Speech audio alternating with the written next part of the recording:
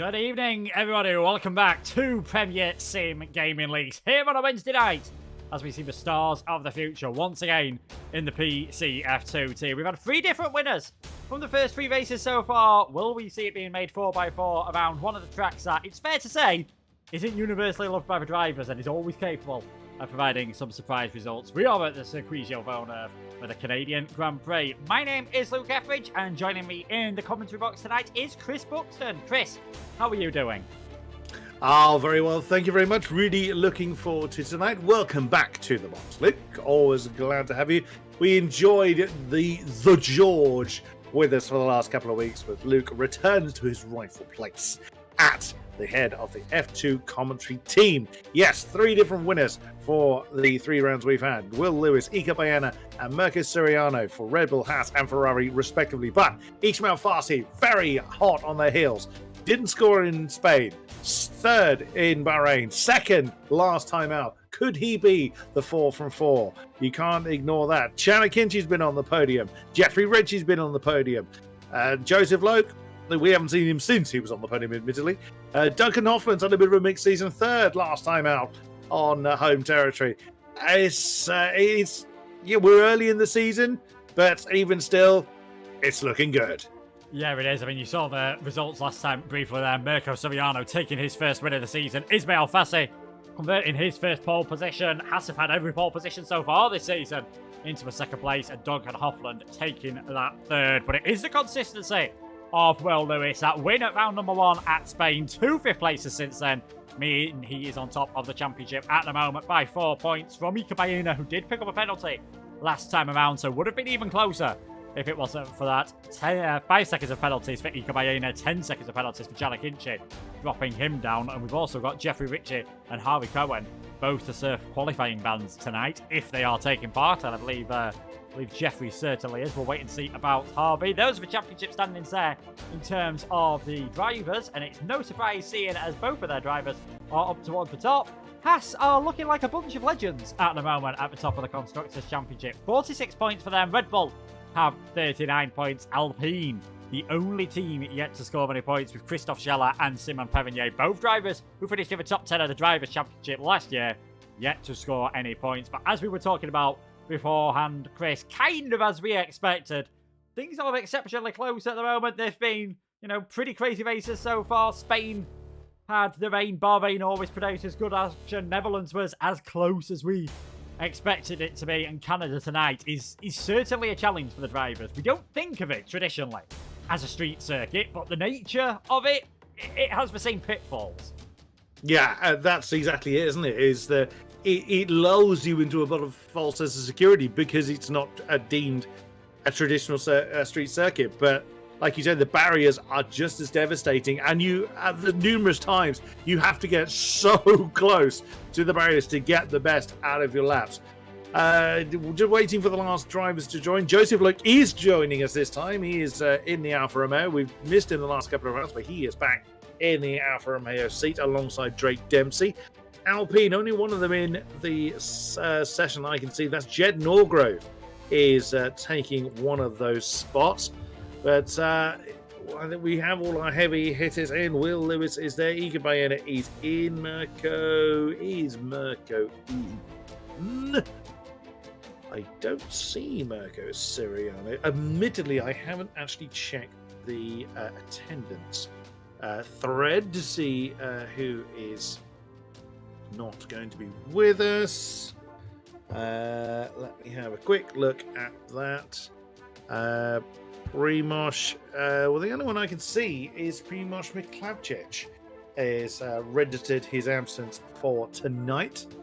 He is working again. Do places of employment not understand? PSGL is life. I know. It's same. Like, I've been away on holiday and work in the last couple of weeks, and finally I am back at Canada. And yeah, it would be great, obviously, to see Mirko there tonight. We've already mentioned the Hassers being incredibly fast. Ismail Fassi having that win. Actually, Ismail Fassi yet to have a win, but he's the only driver so far this season to score the peak podium. So He's definitely got that consistency, and you never know. Just keeping it nice and clean tonight could be one of those races where you yield a good result. A, because you keep it out of the wall, and B, because of all, there are plenty of places here. I'm thinking that final chicane where you can pick up some penalties. Yeah, or pick up the wall. That's going to be it, and that is what this track is all about: is penalty management more than anything else. Mirko is in. I've just spotted him, so glad that he's able to join us. Valentin Thivard has appeared. We're up to 19. I couldn't tell you particularly who we are missing, as I can't read them that quick. We are counting down. We are starting the day with 19 drivers. We know this process by now. 35 laps of this very, very testing circuit await us for round number 4 of season 32 here at PSGL F2. Yeah, it should be an absolutely cracking race. It is going to be Simon Pevigny in the Alpine, the last driver we are waiting for. We'll take this opportunity before the session loads in just to have a quick look at what the calendar is looking like for the rest of the season. So as you can see there, if they thought things were going to get easier after tonight, they are certainly not. Monaco next week, then a bit of a break before we head over to Silverstone, which will be our final race before Christmas.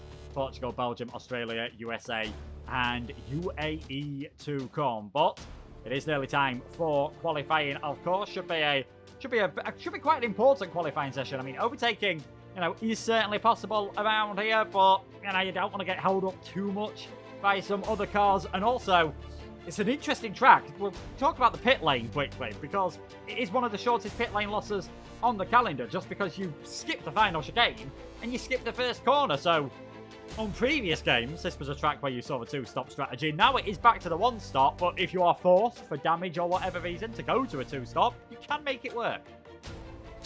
Yeah, and one of the dangers actually of the pit lane here is that it's really easy to follow someone else in.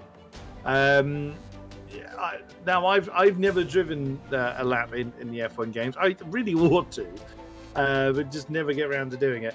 But that's always one of the dangers. Is you're minding your own business. You're gonna spot your braking point, but if you're right behind somebody else, of course you're focused on what they're doing. And if they're going to gun straight for the pit lane, it's really easy to follow them. I'm also looking northwards. There's quite a bit of cloud up there at the moment. It doesn't look like it's going to bother this session, but will it bother the race?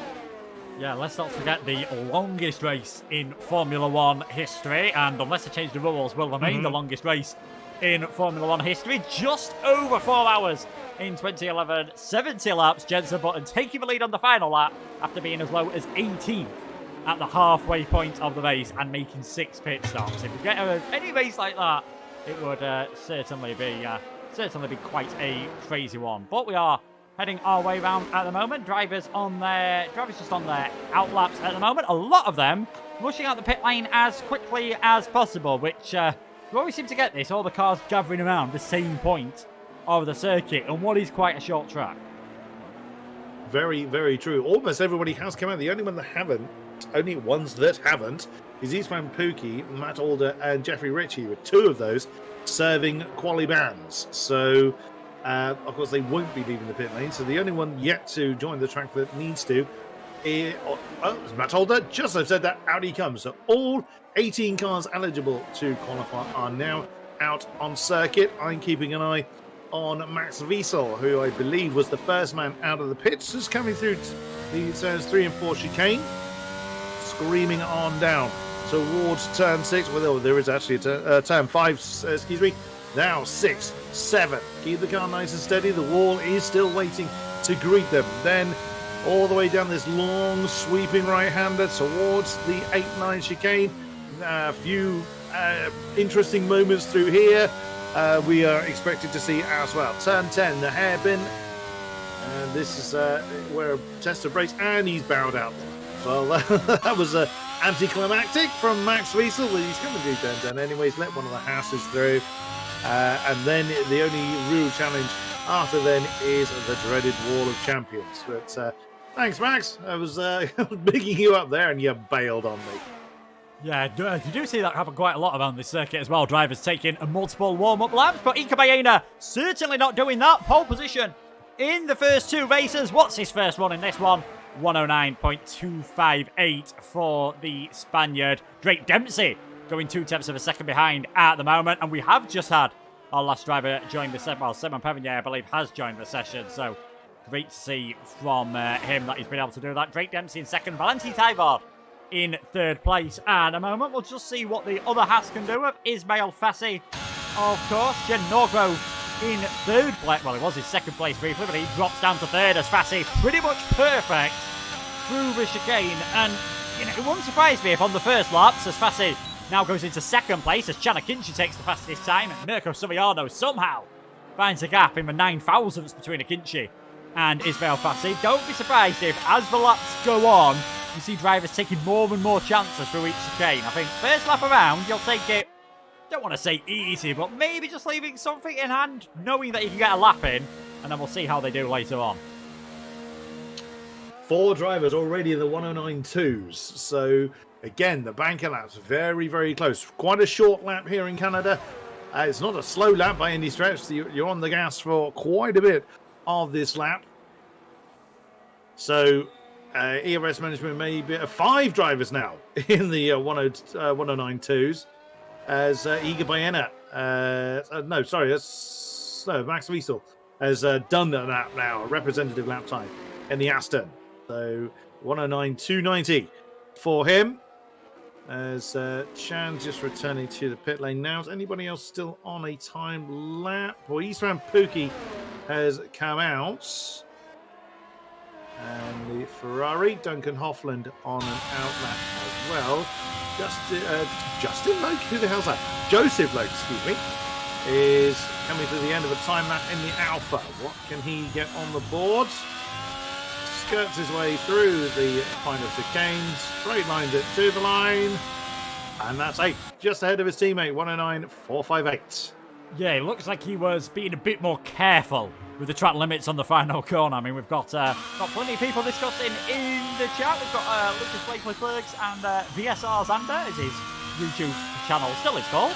Yeah, I hope he realises he can change that by now. They're all talking about, you know, sort of like the final chicanes around here. Big C as well. Ika Baena was Ismail Fassi, sorry, was definitely a lot more aggressive through the final chicane and cutting that margin a bit finer than Joseph Loke there, who perhaps having invalidated his first lap, decided to just play things that tiny bit more safer. I don't think we could really blame him for doing that. Isran Pookie then in the Ferrari. Got a top 5 finish in round number 1 of the season. Yet to get any points around there. And he's making his way through that hairpin. DRS Open. And this is another one of those circuits, a bit like we see in Australia, a bit like we see with the first 2 straights at Mexico. 2 DRS zones, one after the other, but only 1 detection point. So if you do manage to get a move on into the chicane, it would be an extremely brave move. But if you do, you've got the DRS to help you defend down this pit straight as well. Isran Pookie over the line, 109.450, just slots in 8 thousandths ahead of Joseph Loke. Takes that 8th position. Jordan Poland just starting in that position. Oh, he's just coming to the end of his out lap in the Williams. So he has yet to get a time on the board. Oh, 4 drivers yet to get a time. So Jordan Poland, Jack West, Matt Alder, and Jeffrey Ritchie. Well, Jeffrey won't be putting a time on the board. I thought Isran Pookie, wasn't Isran Pookie on a quali ban? I don't believe he was there. He may have been last week out. No, it's Jeffrey Ritchie and Harvey Cohen. And Harvey being Harvey Cohen, sorry. I had in my head it was Isran Pookie. No, it's my mistake, but Harvey's not here. So never mind. But Jeffrey Ritchie doing the right thing and staying in the pit lane. Way, Jordan Poland getting very, very squiggly. Coming out of turn 7, nearly collecting the wall. Pressing on anyway to get a time on the board nonetheless. Oh, that Williams is so loose as he has clouted the wall on the exit of turn 9 and will not, he's going to set a lap, I would assume, but it's not going to be to his highest potential as he dances around or nearly clouts into one of the Alpha Tauris. Coming down towards the final chicane. Is he going to come into the pits? Is he going to set the lap? Oh, he is going to complete the lap. Ika Baena now into the 108. So 108.855 for the Spaniard. What can Jordan Poland get on the board? It's a 110. We did see numerous wiggly moments and an arrangement with the wall for Jordan Poland. So not an ideal lap time for him, but the first 108, so 4 tenths near enough ahead of Chana Kinchi. Good effort there by Ika Baena. Yet again, Haas trying to claim yet another pole position. I mean, you don't see gap times like that too often in league racing. No. We've seen entire grids separated by 0.37 seconds on times, and that is the gap at the moment between Ika Baena and the man on your screen, Can Ekinci, as he's just making his way in towards the final section now. So we'll see what the Turkish driver can do in that McLaren. Second place, his best result so far this season, and he decides to dive it straight back into the pit lane. Matthew Older, a former champion, of course, in the PlayStation tier back in season 30. The last time we raced around here was season 29, and he finished second in PSF1. In PCF2, Joe Hannon took the victory in season 29. Tom Martinez, who has certainly had some success around this circuit, finished in second. Ulas Azildrim finished in third place. But yeah, halfway through this qualifying session, Ika Baena on top at the moment, and we're not seeing too many massive improvements from those further down the order. Someone who does need to improve, though, championship leader Will Lewis, only down in 14th at the moment. He's only 100th up as we come through into the final sector. I'm keeping an eye on Ismail Farsi. He's been pretty quick in the last couple of rounds. Is he going to improve this summer? I think. Is this the second lap? Yeah, this is. He has actually done a lap on these tyres already. So does he have the fuel to do another push lap? Probably not. But I'm going to give you an eye on anyway, because it does look like he is pressing on at a pace. Let's just double check his split. He was purple sector 2, so he might be looking to set this one. Now, am I going to be denied another lap time here? Ismail Farsi in the Haas, currently 4th, 109.234. No, he's going to set it. What's he going to get on the board? That's a bounce off the wall of champions for the current 4th place. That is second with a 109.192, and he would have easily lost a 10th with that last flirt with the wall. So it's Haas 1-2 at the moment. Yeah, definitely lost some time with that. Just tapping the wall with the back of the car, so thankfully the backs of the F1 cars are a bit stronger than the front, so definitely getting away with that one a bit down. I don't think it gained him too much time. Still, more than a third of a second behind his teammate at the moment. That is how crazy that gap is at the top. Istvan Pukki just invalidating through the turn 8-9 chicane. Now, that is at the end of a DRS straight, but I don't think you'll be seeing too many overtakes there, unless there is a massive tyre delta. Drake Dempsey just heating his tyres up at the moment. Duncan Hoffland's invalidated, so we're not going to see another lap from him. The majority of the field has done their second runs, and Ika Baena with an absolutely huge advantage at the moment. Would not be surprised with that time. Would not be surprised if he can stay pretty comfortable now. And that time probably going to be good enough for pole position. He's straight back out, though. He's not just sitting in the pits waiting for the timer to relapse. He's back out there again. He's on another timed run. Well, he was about to start another timed run, I should say. So the only man that has not set a time, other than, of course, Jeffrey Ritchie with that qualifying ban, is Jack West. So I'll keep an eye on what the Red Bull's doing. But everyone is just out there and getting laps and laps and laps. We're not seeing big lull in qualifying, which I am not upset about whatsoever. It's always difficult when everybody comes out and then everybody hides in the pit lane for a while. If anybody remembers the old hour-long qualifying session where you have a big, hive of activity early and then just no one doing anything for about half an hour. Yeah, don't miss those days, I can tell you. So Jack West then coming down towards the turn 10 hairpin, keeps the car nice and steady, doesn't quite hug the apex of turn 10 too closely, but has got clear track ahead, which has the benefit of not needing to trip over anybody, with the disadvantage of no slipstream down the long back straight into the final chicane for the Red Bull. What time does he get on the board? Keeps it out of the wall. And it is 108.855 is his target. 109.130 without any slipstream for Jack West. That's a stormer. Yeah, that is a very impressive lap indeed. Oh, Jordan Poland. I'm not sure whether that was him bumping into the wall again coming through the final corner. He's got himself up to 13th, but that looked a bit dodgy again from Jordan Poland. We saw that Williams was a handful earlier, even on Jack West's lap.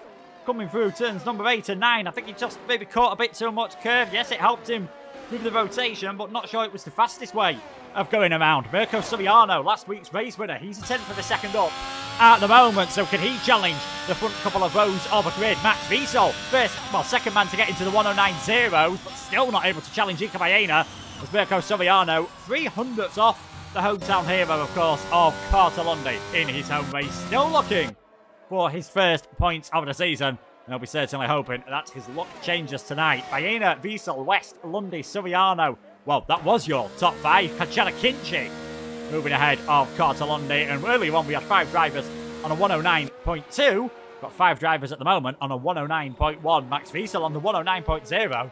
And Ika Baena not looking as comfortable, but still with almost a quarter of a second gap. Yeah, he's still the only man in the 108. So that's, again, just underlines how much of an absolutely cracking lap that was. Now, I didn't see whether the Spaniard's lap was slipstream assisted. I'm assuming it was, considering the likes of Jack West and Max Wiesel did their laps without... I think Max Wiesel did it without slipstream. Jack West certainly did, because I watched him do it. So the slipstream is pretty powerful. Baena is back in. So most people are back into the pits at this stage, and probably those that are still on track will be coming back in to get another fresh set of boots on for the final Banzai phase, the final 3 minutes of qualifying. So because the lap is pretty short, there's no immediate rush to get the car through the pits. Straight back out there and back in meaning business is Ismail Farsi. But at the moment, it is definitely looking like 4 for 4 for Haas poles. Yeah, Ika Baena looking very good at the moment. Fassi, unsurprising to see him out there quite early on. There's only one other person on the track at the moment, and that is Joseph Lowe on his next hot lap, down in 15th, but it looks like this is going to be a pretty big improvement. The man from Macclesfield might be familiar to those who watch British touring cars. You might have seen him on the British F4 support package for that series, even picking up a race victory that season. And wow, what an improvement in the final sector that was all of a sudden. Welcome to the party, Joseph Lowe gets himself onto the front row of the grid. That was a absolutely superb time. Blimey, that was a stonking lap. 109 flat for Joseph Lowe. And Baena's back out again. Oh, you're going to hand it to him. He's not just resting on his laurels. He's not just saying, right, that's it, job done, I'm not coming out again. No one's beating that. He is getting out there and getting on with the job. Ben Sabaconi, you don't usually find him right down the back of the field. Simon Perny as well. Also, you don't usually find him, championship contender last season.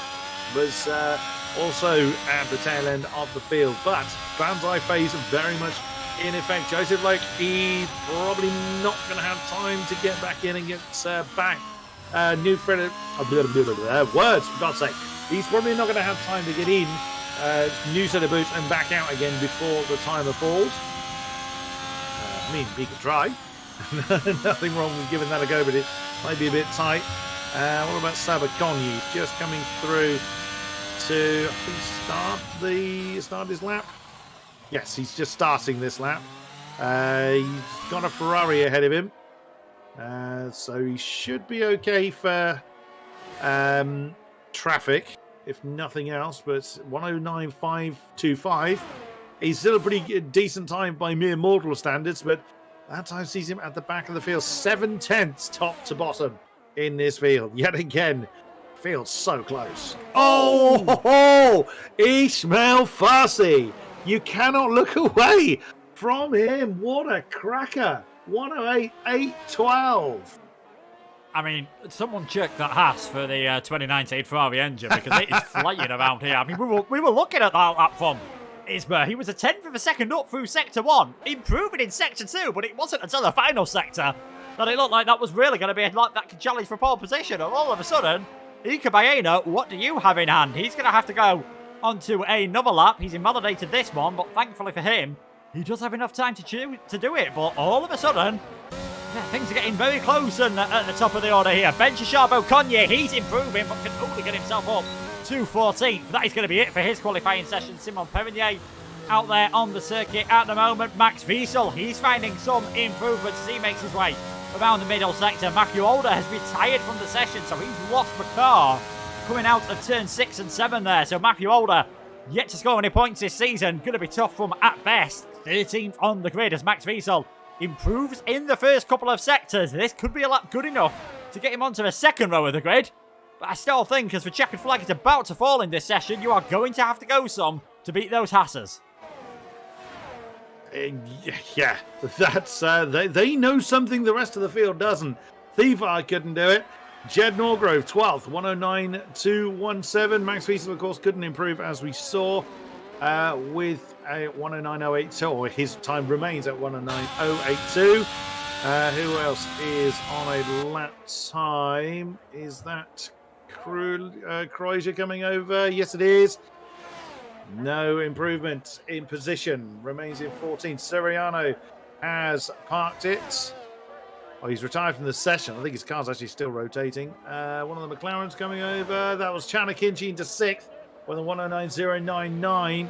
But I think that is everybody that is able to do a lap is done. So it's another Haas pole. And this time it's a Haas 1-2.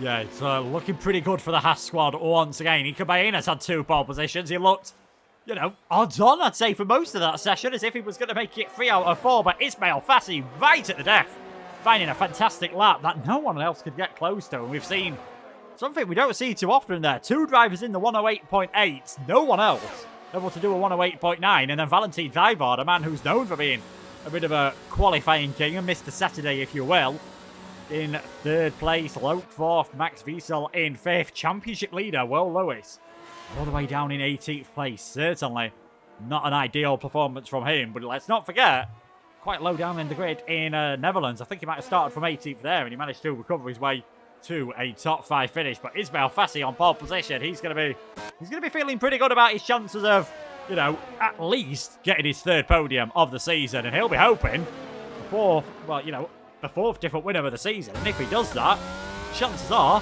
could be leading the championship by the end of the night. Absolutely so. So then, it is Haas, front row of Richmond Fassi, Nika Bayena. Row 2 is Valentin Thievard and Joseph Loke. Row 3, Max Wiesel, Chanakinchi. Row 4, local boy Carter Lundy, and joined by Jack West. Row 5, Jordan Poland and Drake Dempsey. Row 6 is Duncan Hoffman and Marcus Soriano. Row 7, Jed Norgrove and Daniel Kreuzer. On row 8 is Matthew Alder and Ben Sabaconi. Row 9 is Isran Pookie and Will Lewis. And at the tail of the field is Simon Perroni and Jeffrey Ritchie. Get into chat on who you're here to support. Who are you going to be cheering on to victory here in Canada? It is time for the practice and the qualifying to be put to use. Yeah, we'll wait and see what's going to happen in the race. But first, a quick break as we hear from our sponsors.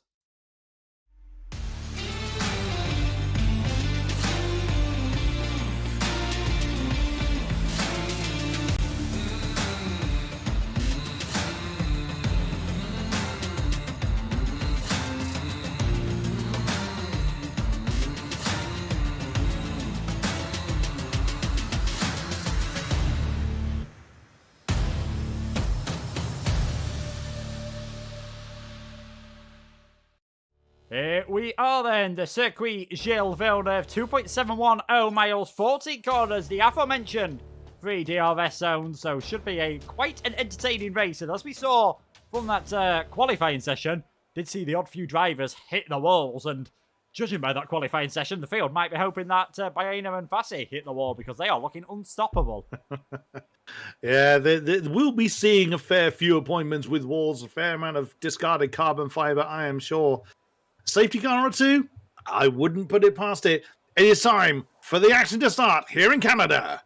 Yeah, let's see what the Hassers can do then. From the front row of the grid, we've got 5 lights. They go out and we're underway with the Canadian Grand Prix. It looks like a pretty decent start then from Ismail Fassi off the front row of the grid, able to cover off his teammate Ika Baena. Joseph Lowe round the outside of turn number 1, trying to get down the inside of turn number 2 as he fights for 3rd place with Valentin Thievard, but everyone has made it through the first couple of corners cleanly. It is Fassi, Baena, Lowe, Thievard, Wiesel, Akinci, Lundy, West, Poland, Dempsey. Further down the order, the 2 Mercedes having their own battle in the background as well. Lewis has already managed to gain a place, and that is Isran Pookie, who's gone round, coming. Oh, that's quite an awkward place to try and get the car rotated back round, and the race director has shown some sympathy for him.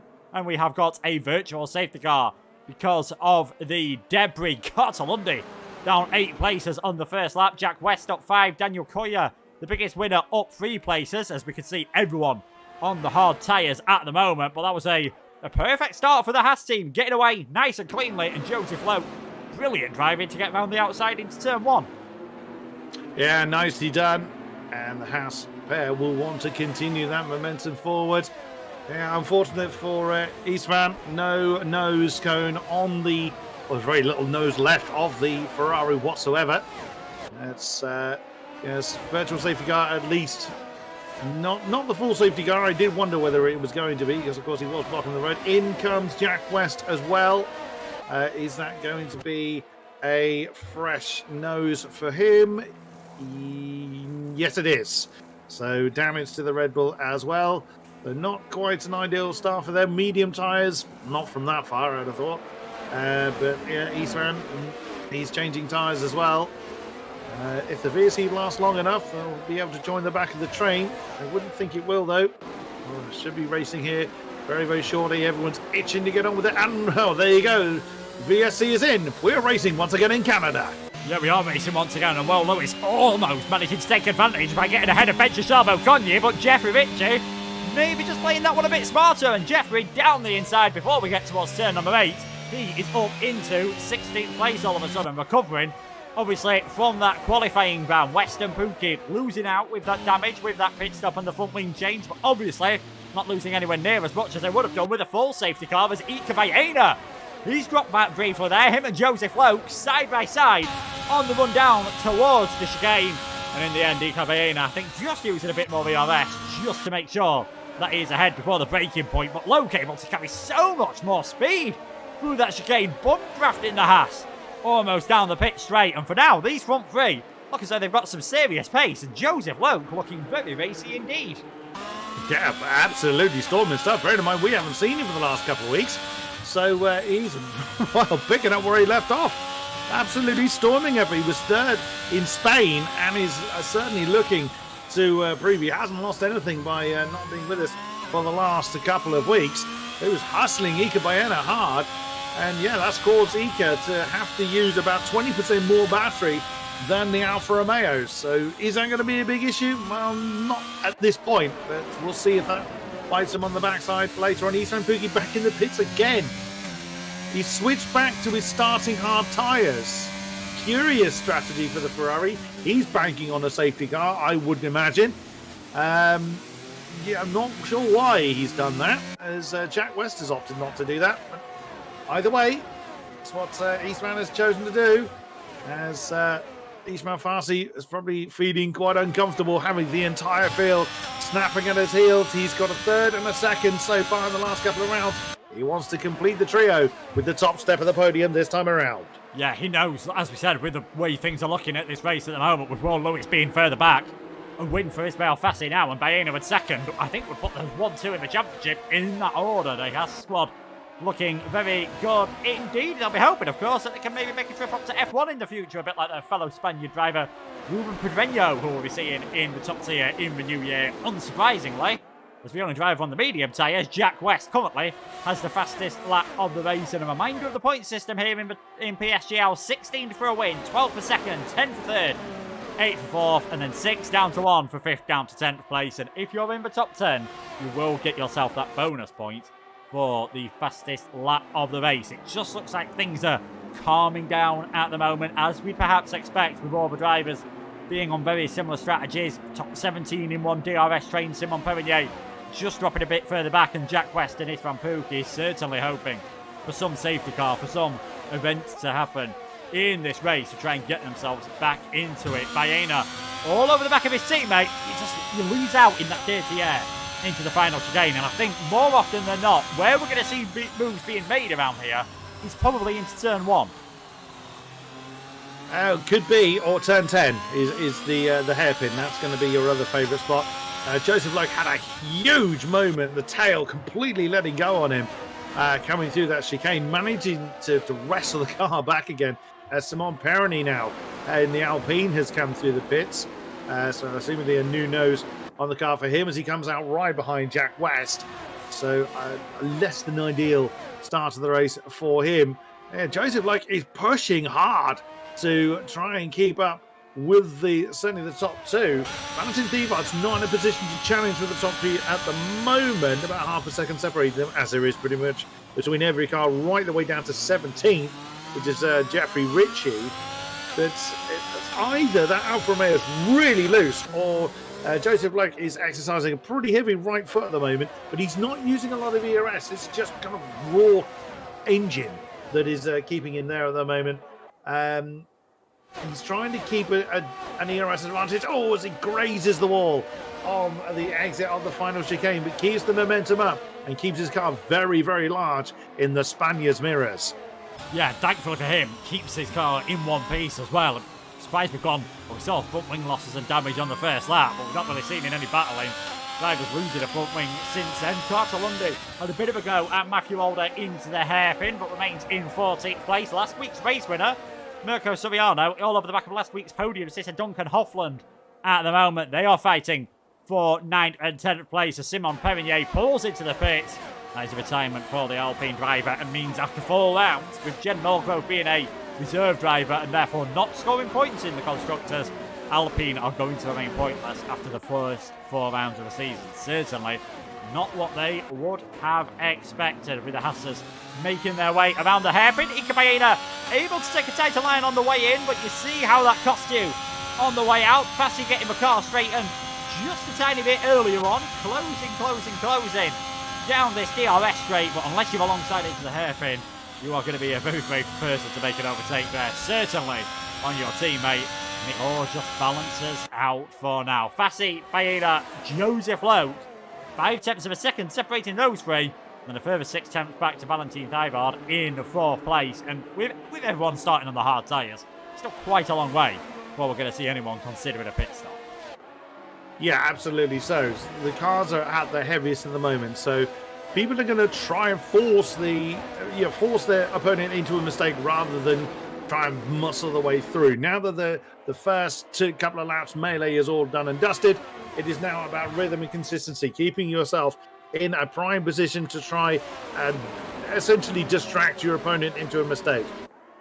Up until the pit stops. When the pit stops are done and the softer tyres are on the cars, that's when we'll start to see people really starting to push for position increase, as Thievaart gets very close to the back of Joseph Loke coming into turn 10, but the Alfa Romeo has a cracking exit from the hairpin but doesn't capitalise on it. Ika Baena has used a bit more battery to make sure he's got some breathing space back to the man from Macclesfield coming through that final chicane. And again, the Alfa Romeo getting really twitchy. That car is so loose.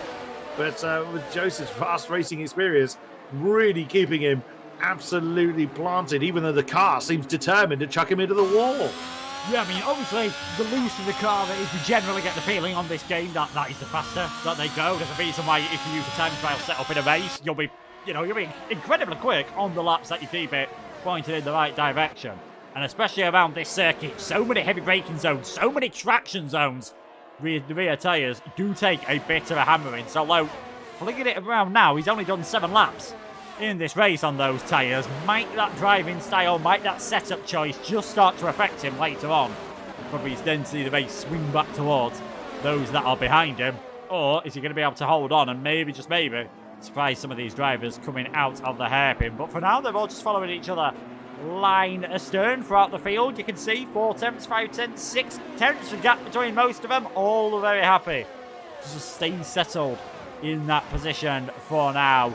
Jack West and Istvan Pukki hoping beyond hope that they do manage to get a safety car to bring themselves right back into the action as they're all shaving the wall coming out of they're coming out of the final corner there on lap number 8. Shanna Kinch getting closer than most, and interestingly, the front three seem determined to stick together in a slipstream down that main straight. Valentin Thievaart not too bothered about, taking a slightly different line down the pit straight. He's happy to stay out of the slipstream of those front three, which I can't imagine at this point in the race you're worried about temperatures too much. Wouldn't have thought so. That is a bit of a curious decision, but I mean, if it's working for him, then who are we to question? Someone else has also stayed very, very close to the car in front of them as Mirko Soriano's right under the rear wing of Duncan Hoffman. He's trying to stay almost within 3 or 4 tenths, well, certainly under 2/10 at various points behind the Aston Martin.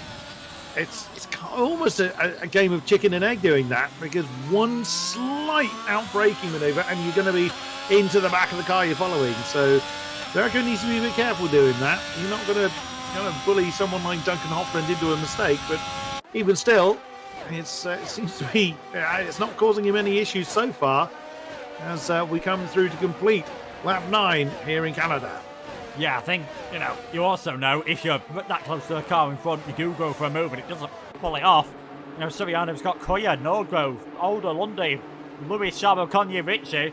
Not really too far behind him at the moment, so you make a slight mistake. I think at this point in the race, you've certainly got more to lose than you have to gain, which is why you're seeing everyone maybe try different lines, maybe try and force the car in front into a mistake, but you're not going to see anyone diving for an overtake where it doesn't really require it, especially when you've got 17 cars in a DRS train at the moment, as the rear on that Ferrari just looking a bit loose.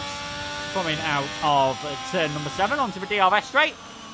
Nice and steady through 8 and 9. Hopping over that first curb just helps rotate the car a tiny bit, just makes it a bit easier to get pointed in the right direction as you go through 8 and 9. Heavy braking into the hairpin where, as Chris said, you can see the odd move there, but everyone, I think, at the moment is being very well behaved and just thinking about later on in this race. Well, Lewis in 15th now, he's ahead of Charbel, Conye and Ritchie, but he's just about remaining on the back of Carter Lundy, who again is trying to put Matthew Alder under pressure. Can't really do much at the moment. Zach McClellan slides over the curb. Lap number 11, still Fassi by A&M and Lowe, your top 3.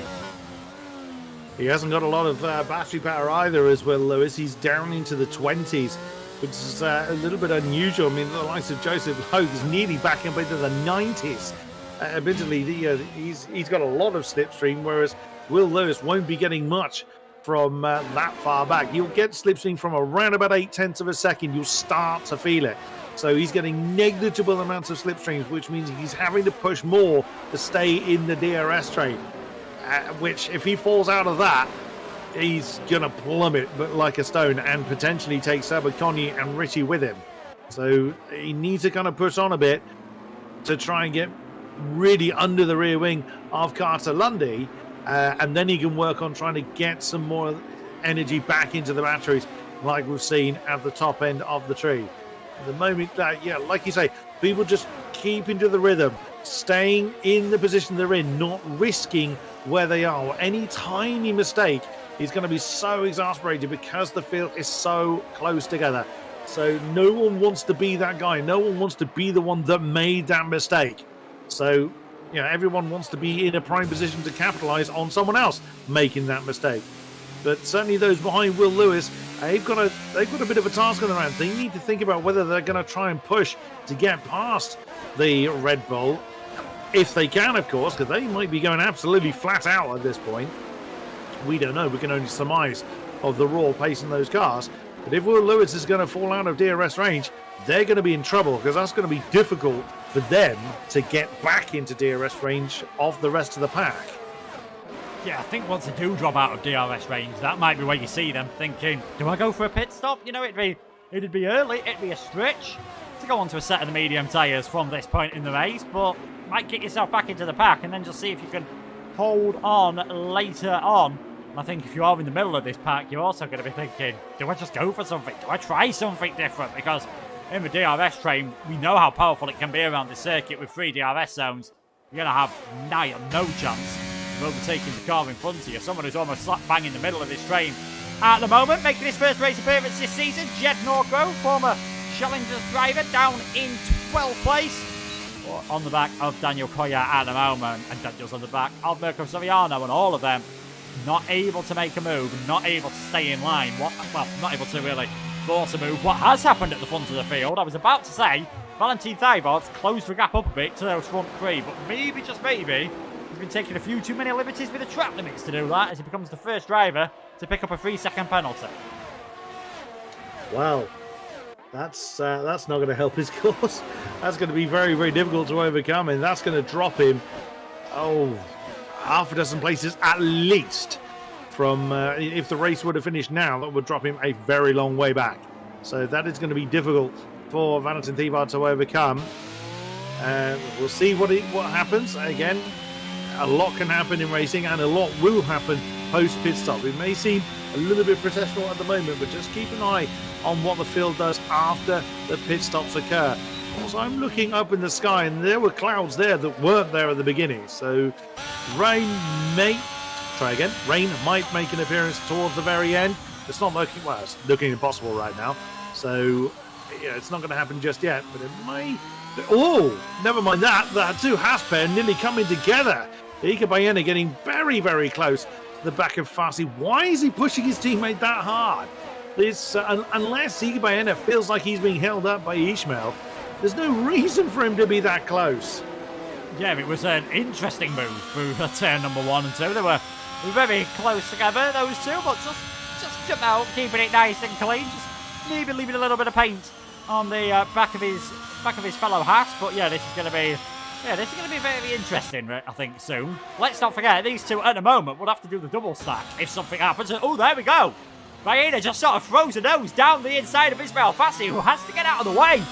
Oh, that one. We know the football's nearly coming to an end. It looks like these drivers decided to just spice things up all of a sudden. Baena on the back of Fassi, and this is going to be an overtake for the lead of the race. Those two swap around. All of a sudden, Baena was looking like the one with the pace, and that's why he was determined to get ahead. Ika Baena, first driver in for a scheduled pit stop at the end of lap number 14. Bill, earlier than I was expecting. I thought we'd be around about the 16, 17 lap mark at the earliest before we see people coming in for mediums. He's got 21 laps to do on those medium tyres. That's quite some distance. But we'll see. They may well be kind of screaming enough by the end of the race. We'll see how Ika Baena does that. Of course, drops him right the way back to the tail end of the field by about 80 seconds behind Jeffrey Ritchie. He'll of course get that gap closed down very, very quickly. But how is he going to be able to get through the field? That's going to be the important part. Yeah, Ismail Fassi also used up a fair bit of his ERS to try and defend that position. So I initially wondered whether that was orchestrated between the two, but I think Ismail decided he was going to try and defend that position because he's down to 40% ERS left. That seemed very out of nowhere for Ika Baena. I wonder what triggered that. Yeah, it was sort of a half move into the hairpin as well. As we see now, that pit stop has caused more pit stops. Fassi in, Thibard in, Chanakinchi in, Ika Baena gaining all sorts of time over all of them. So that splits up the train.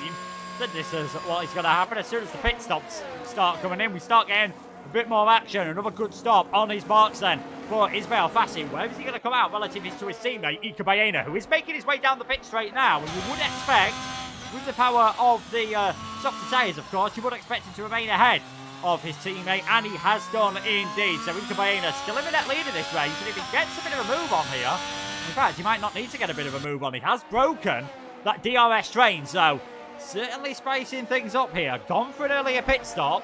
Ika Baena now in the net lead of this race by more than 1.5 seconds. Wow, we'll see if that remains to be the case for the remainder of the race. Yeah, that seemed a little earlier than I was expecting, but yeah, like you say, these drivers know what they're doing. They know what they've practiced. They know what their setups are capable of. That puts Joseph Loke up into the lead, but with an empty DRS battery or near enough. Well, it is indeed empty. He's just hit 0. Is he coming in this time? Yes, he is in to get rid of his tiny tyres. Wiesel follows him along with Poland. But Suriano and Cuija do not. What about Alder? No, he's continuing. Lundy he's continued. Well, who hasn't continued indeed is an easy question. So Will Lewis is on. So 4 cars came in that time. Loke, Wiesel, Poland and Ben Sabakonyi all came into the pits. Ika Baena with the fastest lap of the race, as you would imagine. So the top 6 doing more what I was expecting, kind of 16, 17 laps before the hard tyres were being ditched. So that sorry to interrupt you. We've got side by side there between Fassi and Joseph Loke. Wow. So Loke not wanting to lose any time to the Haas pair. Although he's going again, he's realised that he's losing time to Baena because Fassi is playing rear gunner. But also, right on Loke's case is Thibard. So whilst we may have this may have been a bit of a slow burner, now it's all kicking off then I did say once the pit stops are done, there will be more action coming, and that's exactly what's going on here.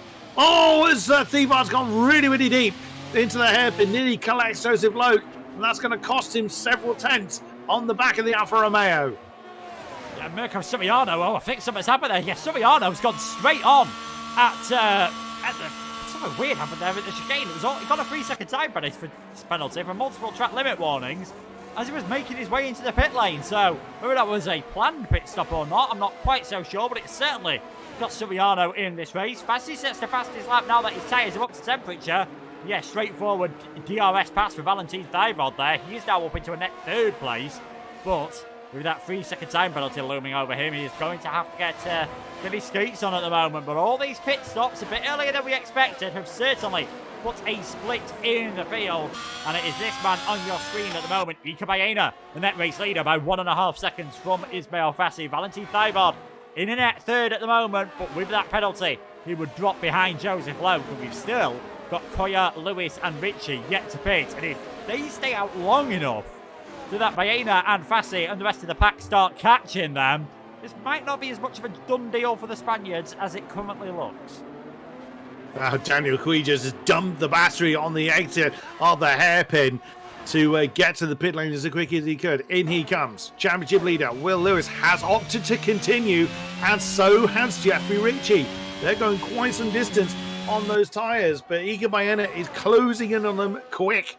And behind him is his teammate who's closing in on him as well. About 1.5 seconds now between the two Haas.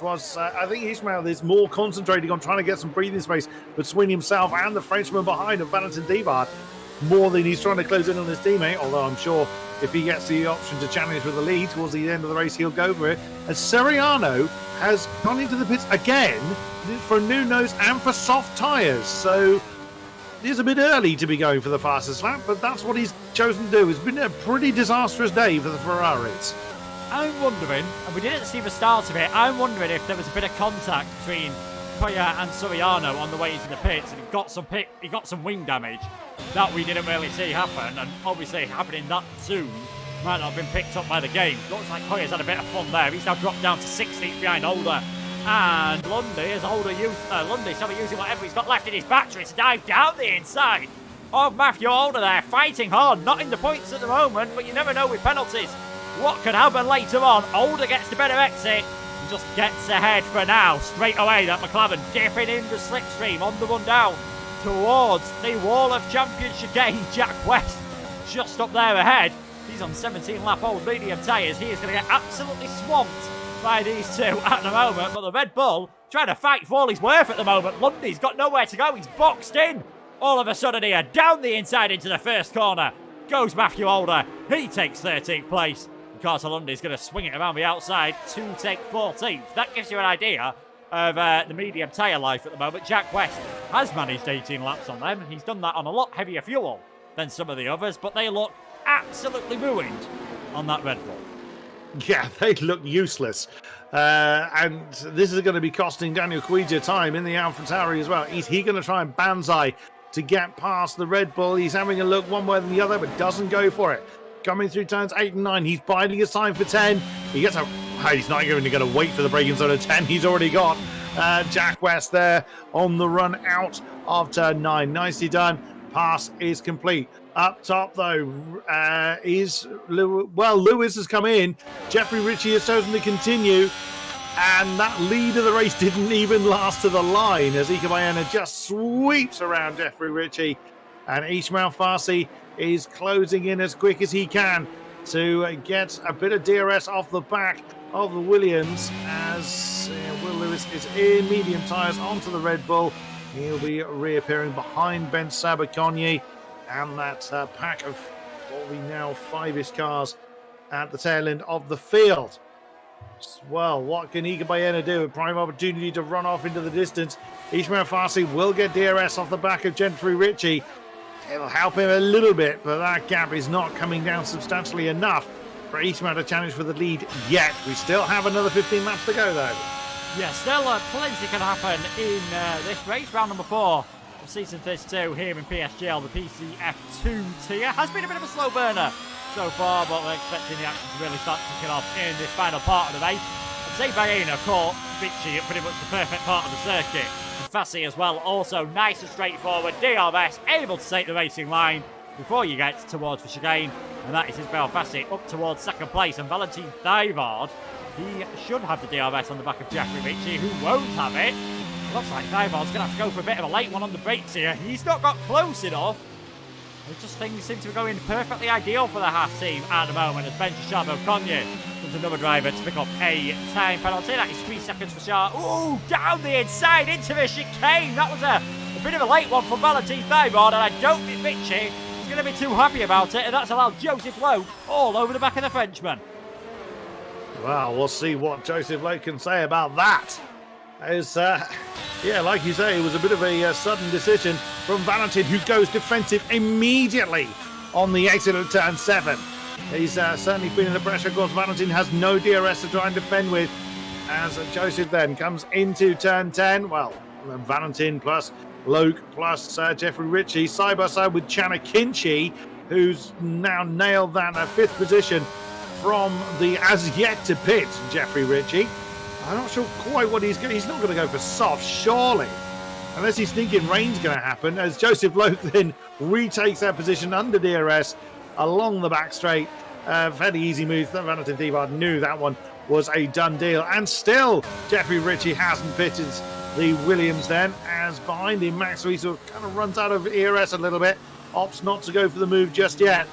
And Jeffrey Ritchie is a bit of an unusual strategy he's going for. Ben Sabaconi has brought the Mercedes in, and that is another retirement. 2 down in this race already.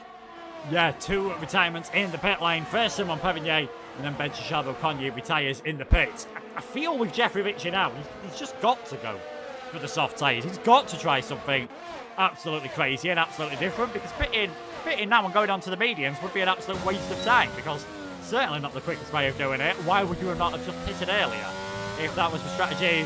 If that was the strategy you were going to go for? Max Wiesel's not been able to get ahead of Jeffrey Ritchie though. At the moment, feel like he's going to go for a dive into the 8 hairpin. That is a dive, and you know what? Jordan Poland is going to be the biggest winner out of all this one. He tries to say, thank you very much. He gets ahead of Ritchie, and all of a sudden, it is Wiesel versus Poland. Both of them with the DRS. Poland with the slipstream, 6th versus 7th place, and I don't think the Dutch driver is going to be able to get close enough as Drake Dempsey tries to move down the inside into the chicane. There's a bit of contact between the 2 of them. And Dempsey certainly comes off worse out of all that. And Jen Norgrove and Duncan Hopland now get themselves involved all of a sudden. Down the inside from Dempsey. There was a bit of frustration in that move into turn number 1, and it's just started to boil over a bit too much in the midfield. Yeah, there'll be questions on why Jeffrey Ritchie is defending so hard. This is something I've spoken about before. There's 2 schools of thought here. You can either go down the line of, I'm ahead of you in position. I am entitled to defend the position, which is absolutely true. But he's not got the tyres to do it. He can't realistically defend against a car that's got 8-lap-old medium tyres with a car that's got 23-lap-old hard tyres.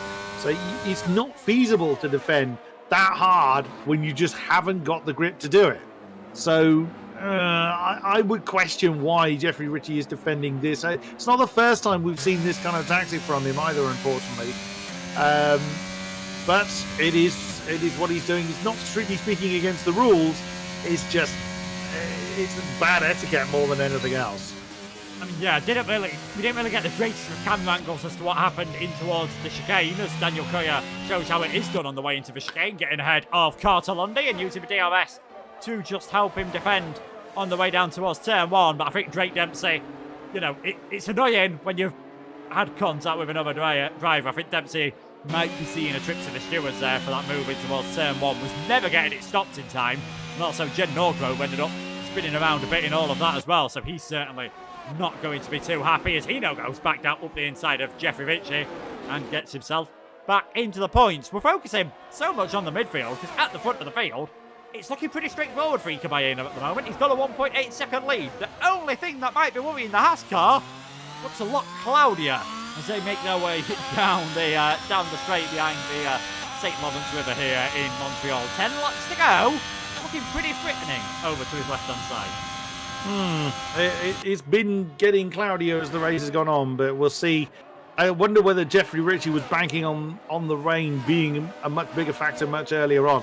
Now, I was actually riding on board with Drake Dempsey at the point. I'm not surprised he's part of the car. He's coming to the pits, and that's the end of the Ferrari's day. Now, I was riding on board with Drake Dempsey at the point that him and Jeffrey Ritchie were side by side coming into the chicane. Now, Drake Dempsey was alongside all the way down the back straight, but Jeffrey Ritchie was pushing hard to try and defend his position. Now, Jeffrey was slightly ahead, but he was on the outside line. He was on the racing line, whereas Drake Dempsey was sufficiently alongside to be granted room. So it just got very, very messy. That delayed them both. Then coming out of the out of that final chicane, and then unfortunately we saw what happened into turn one. Is that then Jed got spun round as he was just the innocent bystander on the outside line as they were ping-ponging off of one another. So yeah, I wouldn't be surprised if that one got hauled in front of the stewards later on. As speaking of Drake Dempsey, Jed Norgrove has just gone ahead of the Alfa Romeo into the hairpin.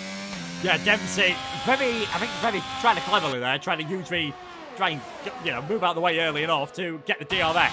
It didn't work. He didn't get the DRS. He's now down in 10th place, and he's going to have Koyo and possibly still Ritchie all over the back of them, and into the pits comes Drake Dempsey. I think we all know what is coming in a few seconds' time. No, I was expecting possibly a retirement there, but Drake Dempsey now coming into the pits. Possibly we might see a set of soft tyres here to get Ritchie towards the end of the race. So yeah, very interesting there from Drake Dempsey, putting on the set of the soft tyres, trying something different. Carter Lundy has now got himself ahead of Jeffrey Ritchie. He's on the edge of the points, and Matthew Holder round the outside at turn number 5. That gives you the inside line for turn number 6. Opportunistic from Blizzard. He gets himself up in towards 12th place, getting closer at the front of the field. Well, still looking pretty good for Ika Baena at the moment. Ismail Fassi in second place. Joseph Loke all over the back of him, though, for third. This could start getting spicy.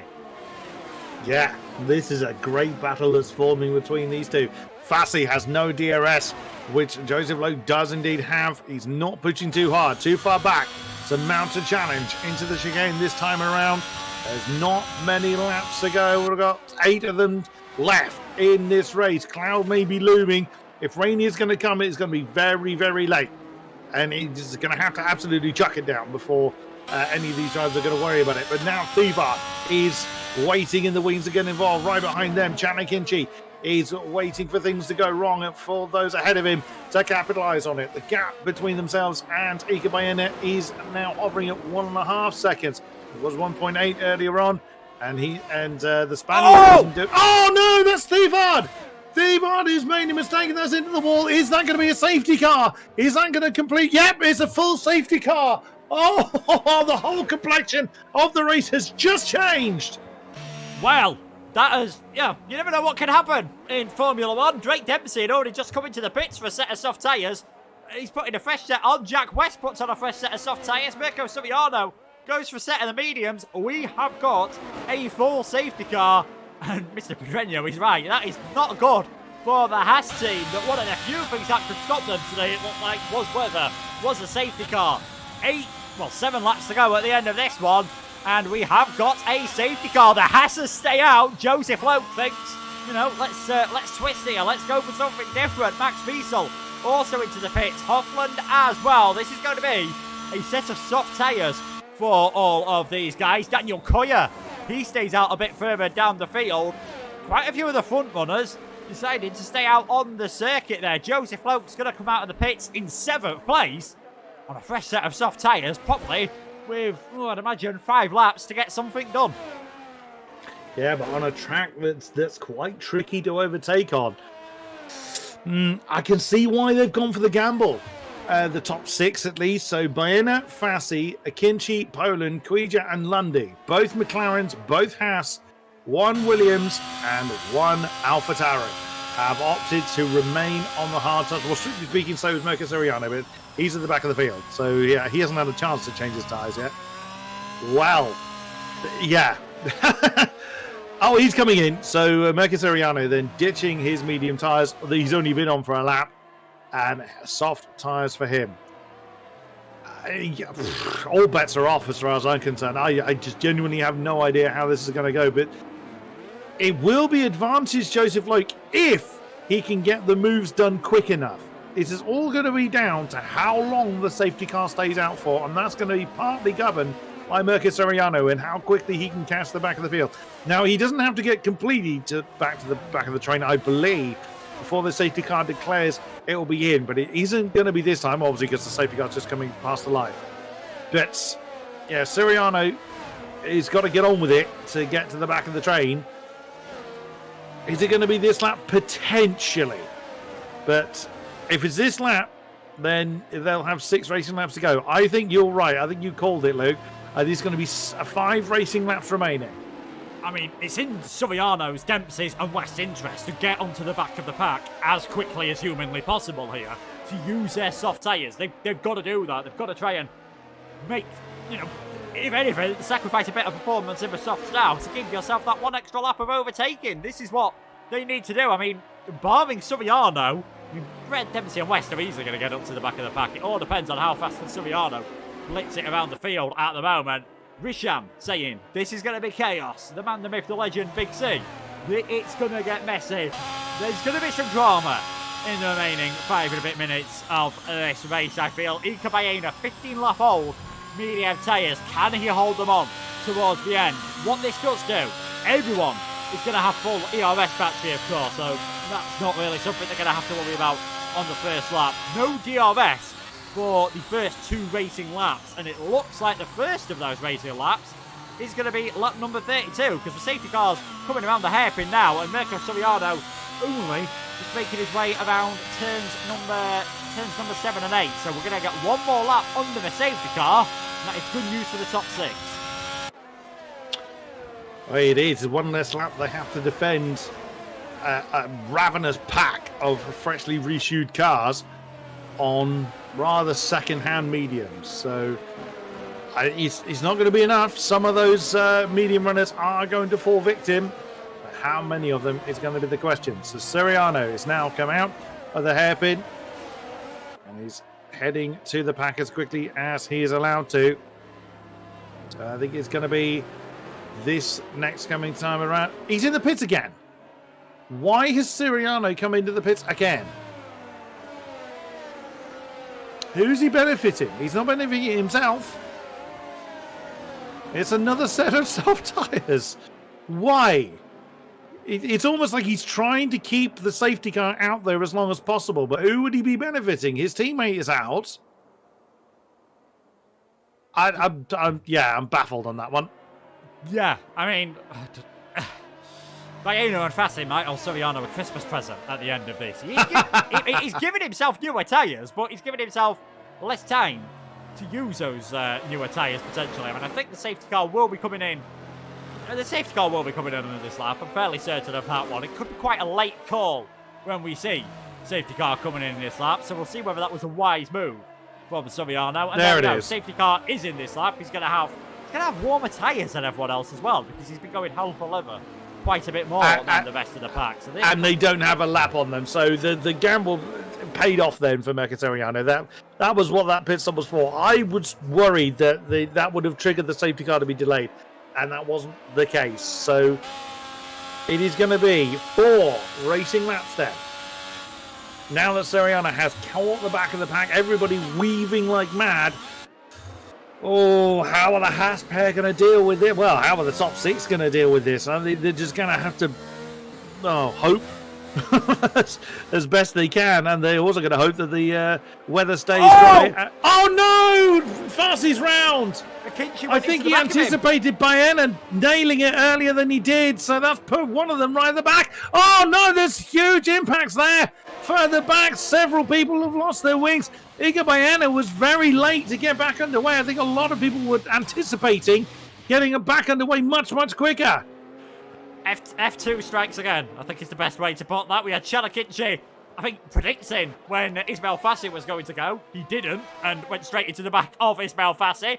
Drake Dempsey, Jack West, Will Lewis, Jeffrey Ritchie, all involved in some contact further back. I mean, there's no front wing on Jack West's car. Matthew Alder's got ahead of Mirko Suriano, who's was at the back of the field. He's now in 12th place all of a sudden, and there's cars all over the place. Daniel Koya and Cartolundi, they're having a battle right now for 5th and 6th place, and in fact, it might be 5th, 6th and 7th, because here comes Max Wiesel on the soft tyres. Lundy goes deep. Max Wiesel says, you two young'uns keep fighting, I'll take this position, and Jen Norgrove gets involved in all this as well.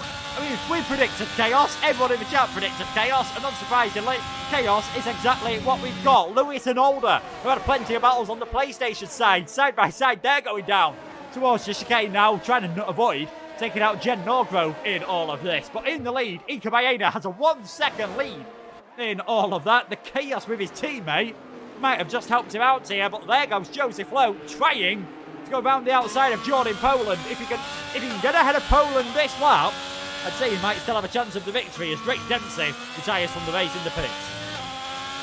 Yeah, I'm surprised Jack didn't retire as well. As I'm riding on board with Joseph Lowe. Wow, a big dive to the inside coming into turn 6. Can't get past the Williams this time. Tries to come back underneath him. Going out turn 7. Nails the ERS. And that is third for Joseph Lowe. So now Chanakinchi, the Turkish driver, is his next target. And the McLaren has to brake so much earlier than the Alfa Romeo. Screaming down towards turn 10. Now, is Joseph Lowe going to stay where he is? I doubt it. He's got such a pace advantage, such a grip advantage, so much more traction out of the hairpin, and just leaves the McLaren for dead. Now he's got 2.2 seconds to close in. Well, mind you, Chanakinchi says, no, I'm not convinced about that, and dumps the battery to get the McLaren back up into second. I fear it's going to be for naught, because Joseph Lowe, again getting twitchy. Another track limits penalty. As there goes Loke on the inside line of the McLaren. Yet again, Chanakinchi has to brake early. 2 laps to go and 2.6 seconds. Loke has to close in before he can challenge the Spaniard for the race lead. Yeah, here comes Max Wiesel down the inside. You don't see many moves into that corner. Max Wiesel takes 3rd place. Very aggressive move from the German driver, but very clean indeed. Jordan Poland with a penalty. Norgrove with penalties. Suriano and Older also with their penalties, so they're going to drop down the order. And I mean, Will Lewis, he somehow always ends there or thereabouts. He's up into 7th at the moment. He was having a nightmare race here. He could get a top 5 finish out of this all of a sudden, as that is Will Lewis now ahead of Daniel Koya, and because of penalties, provisionally into the top 5. Suriano gets ahead of Daniel Koya as well, who's just starting to drop down the field on those medium tyres. The only driver the medium seem to have worked out for is our race leader, Ika Baena, 1.9 seconds ahead, heading onto the final lap. I think the checker flag may come out a little too early for Joseph Lowe. I think the flag might save Ika Baena. Now 1.6 seconds the gap up front, as that's a spin for, assuming that's Jack. No, it wasn't Jack West. Was it Jeffrey Ritchie? Yes, it was. The Williams is crawling. Why is he going so slowly? He's ghosted, so it's probably irrelevant at this point. Baena, Loke, Wiesel, none of them have DRS at this point. Chanakinchi has got a huge amount of people ready to make his day even worse right behind him. But I'm very much keeping an eye up front between Baena and Loke. That gap is under a second. Can he do it? Can he overcome 2.6 seconds in 2 laps on the soft tyres? We're about to find out. I mean, he's got within the DRS range. He's within slipstream range, but he is going to have to be, just so aggressive coming through the chicane and somehow try and slipstream it on the run down towards the first corner and towards the checkered flag. It's 6/10 of a second at the moment. Ika Baena breaks for slipstream. Joseph Lowe has come so close to taking the victory here. It is going to be tantalising through the final corner, but it is going to be Ika Baena who heads towards the finish line to win here in Canada. Baena takes the victory. Joseph Lowe in second. Max Wiesel takes 3rd place. Chanakinchi in 4th, but there could well be a penalty coming the Turkish driver's way. Will Lewis in 5th. Koya, Fassi, Hofland, Poland, Norgrove. Your point scorers: Suriano, Older, just missing out. Cartolundi in 13th. Jeffrey Ritchie and Jack West will be your final finishers. I mean, they threw everything at Ika Baena, just about hold on there, and I think ironically it was his teammate getting taken out that secured Baena the victory. Wow, what a race that was. I don't envy the stewards on this one. I think they're going to have a busy time picking through that lot. Yeah, I think pretty much half the field is going to have to be putting their footage in from that restart. Certainly Messi indeed. I saw someone mention Mugello 2020 in the chat, you know, where drivers were trying to predict where those in pump went, all of a sudden they hadn't, and you slam on the brakes. Not ideal whatsoever. Will Lewis gets drive with the day. I mean, credit where it's due. Qualifying's not gone his way in the last couple of races, but again, getting a top 5 finish, and I feel like today, because of penalties, if Chalakincha gets reported, and I'd be shocked if Ismail Fassi doesn't report him, could well be seeing Will Lewis get an even better finish. But either way, Ika Baena, first repeat winner of the season, and it is Ika Baena who takes the lead of this championship. Joseph Lowe, in only his second race of this season, takes another podium, really showing his championship potentials, and a first podium of the season for Max Wiesel. Taking a look at the rest of the provisional standings, and I think that's definitely the way we're going to call these at the moment, given all the in-race penalties and post-race penalties that could be applied. Kinchi in 4th, Lewis in 5th, Daniel Koya, his best result of the season, in 6th. Ismail Fassi did get 7th place, but it looked like a podium was the worst that could have happened for him. Before that safety car period, he will be frustrated indeed. Hoffland 8th, Poland and Norgrove, your final points finishers. Suriano just missed out, as did Older and Lundy. Richie got the fastest lap towards the end. He had a very eventful race indeed. Let's not forget that contact with Drake Dempsey. Jack West was a lap down. Dempsey retired in the pits.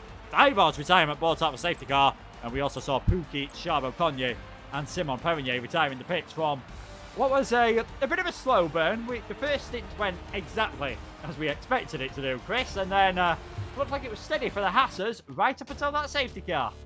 Right up until that safety car, yeah, it looked a surefire 1-2, and exactly as we thought, it all went very, very chaotic after that restart. But I mean, Ika Baena is entitled to drop the hammer when he's ready to do so. He doesn't have to do it at any specific given time. He can't do it if he crosses the finish line. The race is back on. So if he hadn't technically got underway, he could then have been passed. But the fact that everybody was trying to pass him too early is, strictly speaking, their own fault. So, that's going to be very, very hard to unpick. But that's the nature of racing. And Canada is always one of these tracks that, yeah, it has a bit of a slow burn, but it's really delivered on a lot of action tonight.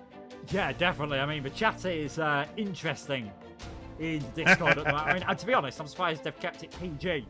Most of them, but yeah, there was a few harsh words I think being exchanged between different drivers, because we, like you said, we saw all bits of chaos happening in the midfield because it's such a hard circuit to pass. Everyone was so close together. 3 DRS zones around here, and people were going for moves, I think sometimes in places where we weren't going to see them too much, and we weren't really going to see them manage to pull it off too much. But we did see some fantastic racing at the front. Ika Baena taking the victory, Joseph Loke in 2nd place, and a 3rd place for Max Wiesel. And we are going to be able to hear from one of our podium sitters now. And that is going to be Joseph Loke. Joseph, can you hear us? I can. I certainly can. Congratulations on that race. I mean, you looked good for a podium anyway. Do you think if it wasn't for that safety car, you might have been able to get Isma for 2nd place anyway? Absolutely not. Absolutely not. My straight line speed was not it. I'll be honest. Yeah, we were too high wings that race, so it was going to be pretty tricky to attack. But yeah, it was a really weird race, to be honest. Like, obviously with the higher wings, like I say, I was so much quicker through the corners, but then like I was losing like a 10.5 every straight, so it was pretty tricky, and I was never going to attack, which was why I went for the soft gamble under the safety car. And you know, I think that could have worked if it wasn't for the really scruffy, like just scruffy trying to get through the pack and stuff. It lost me like 3-4 seconds compared to what I could have done. So I think that was where the race was lost. But you know, still a good race. I'm still happy with P2. I mean, I think you were about 2.5 seconds behind with 2 laps to go. Did you think at that point, 2nd place is the best I'm going to do? Or did you believe you had the time advantage, you had the pace to possibly challenge for first? Well, it was always going to be it was always going to be tricky with 2.5 seconds, like you say. But obviously, I just gave it my all and tried till the very end, which obviously I finished up a 10th behind. So, you know, I think like I say, if it wasn't for how scruffy it was on the restart with just trying to get through the pack, which, lost me loads of time, finishing a 10th behind shows that it was there, and that was the right strategy call. We were P3 before it and we ended up P2. So, I think we did the right thing, but it just it wasn't quite enough to win today. 2 races you've taken part in so far, 2 podiums, 22 points. Next time out, Monaco. How are you feeling about that one? Whoever decided Monaco was a good idea was on something, but we'll go with it. We'll see. I think Monaco is one of the ones that you'd expect. You'd expect the most shunts, so it's going to be hard to put laps together in qualifying and stuff. So we'll see. Yeah, I've not actually done a lap of it on this game, so I'll have to do a few laps of practice beforehand. Yeah, I don't think many drivers, funnily enough, have taken too kindly to Monaco being on the calendar. Congratulations on the podium today, Joseph. We'll let you head off. Thank you very much. Yeah, we'll just, we know Max won't be able to join us. We'll just wait a couple of minutes to see if Ika will be heading there. And I think he's right there, Joseph. The only strategy for him, given the fact that Isma had the better straight line speed, was to come into the pits. And he said it himself, if it wasn't for that crazy restart, it probably would have worked. If it had been a 36-lap race, it probably would have worked. All the ifs and buts and maybes, but no, he's absolutely right. If it was one more lap, if the restart had gone a bit better, yeah, I fully believe he would have had that. But that's the nature of the beast. And yeah, I'm no fan of Monaco either, so I share his thoughts on that one, if I'm honest. But we'll see. That'll be another race of a similar vein that starts off a bit slow and then gets somewhat lively towards the end of the race. Of course, the most difficult circuit to overtake on. Yeah, we will see what happens there. I wouldn't be surprised if Ika doesn't come and see us, as he's got a fair amount of unpicking to do from that one, I suspect. But wow, it's been a very action-packed race, if nothing else. Yeah, I can tell you at the moment, there is nothing in the stewards' inquiries, but I expect that to change over the rest of the night. And as Joseph said, it's Monaco next time out. It is the most important qualifying session of the season by far. Yeah, absolutely. So if you want to be, you definitely want to be Mr. Saturday, as you said earlier, at Monaco. It is, your cars are already fairly wide at a place like that. So if we get rain as well, oh my, that's going to be spicy. Yeah, I think safety cars, accidents, you can pick up penalties at Monaco. Who knows what we're going to have over the 39 laps next week with myself and Chris. But before that, we have got plenty more action from Montreal. Tomorrow, you've got the rest of the PC tiers, PC F3 to F6, and it is going to be Joseph Burke and Richie taking you through the action in F3, so make sure to check that one out tomorrow. You've also got the PlayStation action with the lower tiers on the Sunday and the top tiers on Monday with Jessica Ball and Aidan Carter taking you through the top tier at 8 PM. And then myself and Chris will be back at Monaco next time around. We've got our first repeat winner of the season. It was looking straightforward for Ika Baena, but as they said in Formula 1, anything can happen, and it usually does. He takes the victory. His teammate is left furious. What will happen in a week's time in Monaco? But for myself and Chris, big thank you for everyone for joining us. Big thank you also to GT Omega, our sponsors. Make sure to use the code PSGL to get 5% off, and we will see you in a week's time for the Monaco Grand Prix. Take care of yourselves, and goodbye.